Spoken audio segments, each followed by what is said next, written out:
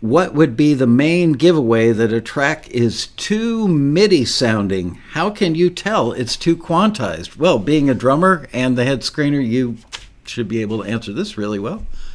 Okay, like I have a feeling like a lot of these are going to go. The first answer is always going to be it will depend on the references. So if the references have like all live musicians and it's got a very live sound and it either sounds like it was recorded live or tracked with live musicians, that's going to be your first point of reference. So anything that is like created VST or with loops or in the box, as we would say, and then submitted to a live sounding listing, that out of the gate is starting out with like 2 strikes against you.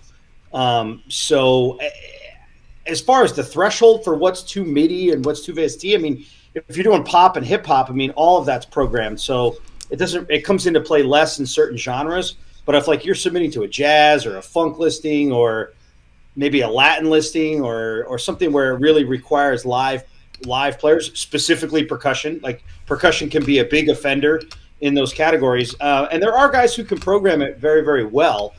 But we had talked about this before. You want to try to avoid just downloading a loop and using it. Like at the very least, produce it a little bit or change it for the sake of changing it and maybe layer in some other sounds. It's always good to layer in some live elements, even if you are losing a loop, to give you more of a live sound. Right.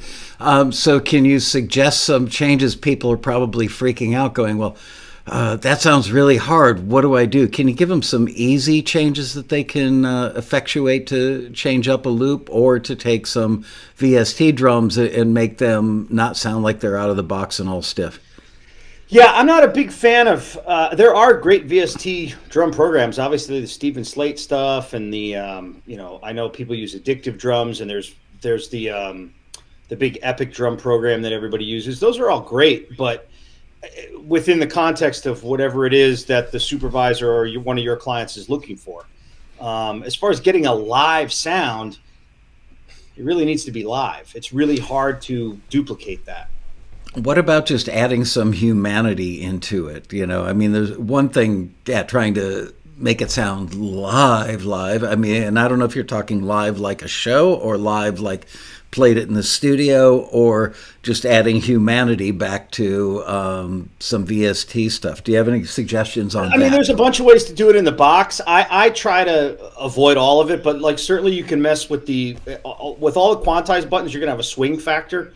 You can move that slider up and maybe add a little swing factor. That'll move your 8th notes to less of a 16th note pattern and more of a triplet pattern. So that can give you the illusion that not everything is metronomically perfect to the nano hundredth of a 32nd note or whatever.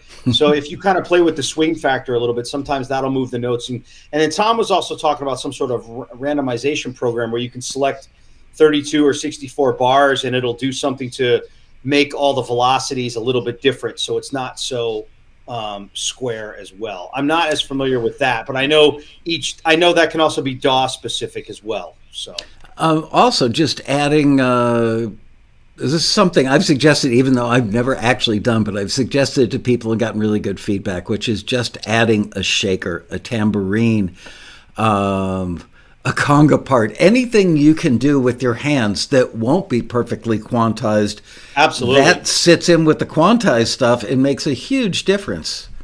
Absolutely. Yeah, absolutely.